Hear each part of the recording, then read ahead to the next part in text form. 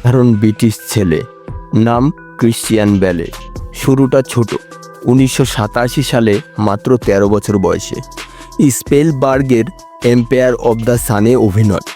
অসাধারণ পারফরমেন্স, কিন্তু আলোচনায় আসেননি। তিনি জানতেন সময় নিতে হবে, কিন্তু থামলে চলবে না। তিনি নায়ক হতে চাননি, হতে চেয়েছিলেন অভিনেতা, এমন একজন যার চরিত্র মনে থেকে যায়। দ্য মেশিনিস্ট থেকে তার চরম ফিটনেস ট্রান্সফরমেশন 2004। দ্য মেশিনিস্ট, তার ওজন মাত্র 55 কেজি। নিজেকে ধ্বংসের কিনারায় নিয়ে গিয়েছিলেন চরিত্রের জন্য।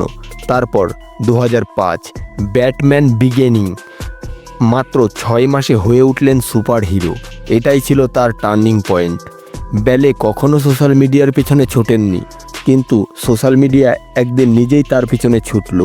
তার হাবভাব, কথাবার্তা, আত্মবিশ্বাস সব মিলিয়ে সে হয়ে উঠল সিগমা মেল আইকন। মানুষ খুঁজছিল এমন কাউকে যে নিয়ম ভাঙে না, বরং নিজের নিয়মে চলে। আর তখনই টিকটক, ইনস্টাগ্রাম, ইউটিউব বেলের পুরনো ক্লিপে ছেয়ে গেল।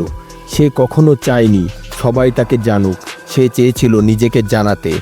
আর এই জন্যই আজ ক্রিশ্চিয়ান বেলে শুধুই এক অভিনেতা নয়, সে এক নাম, এক ভাবনা, এক প্রতীক।